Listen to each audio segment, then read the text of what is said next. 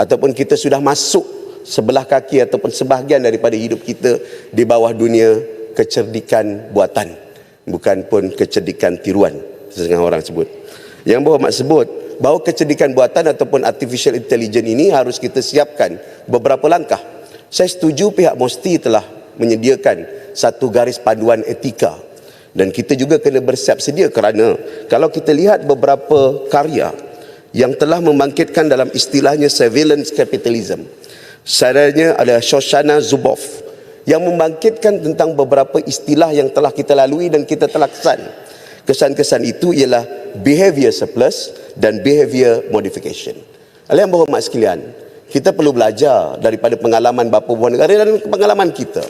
Apabila kemasukan sosial media tanpa menyediakan garis panduan etika dan juga menyediakan latar belakang untuk mempertahankan kedaulatan negara, termasuk untuk memastikan nasib kepada rakyat tidak dipengaruhi dengan algoritma yang mungkin merosakkan rupa bentuk negara kita. Dan ini kesan yang berlaku semasa Trump menang kali pertama ataupun ketika kejadian Brexit pada beberapa tahun yang lepas. Dan ini terhasil kerana kita tidak sedar tentang behavior surplus ini yang akhirnya memberikan kesan kepada langsung kepada gerak-geri tingkah laku dan tidak tanduk kita.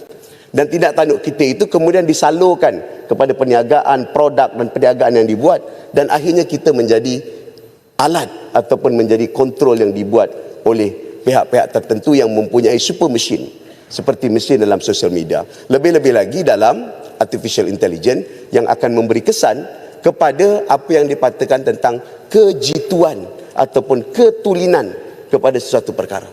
Bayangkan kalau soal kecil seperti soal-soal seperti pembuatan tesis dalam peperiksaan ataupun nilai bagi ilmu dan juga nilai bagi pengetahuan dalam sistem sekolah.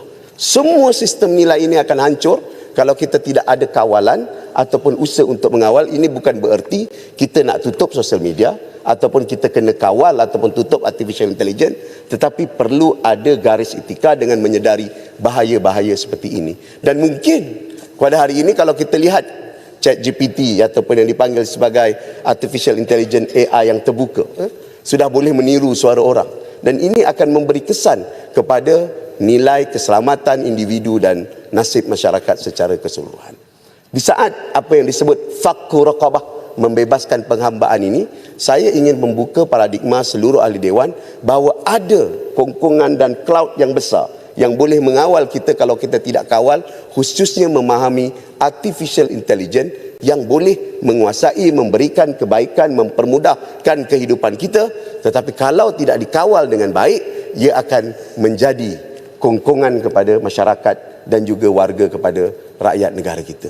Ini penting kepada sistem pendidikan kita. Ini penting kepada sistem nilai yang ada dalam negara dan rakyat kita.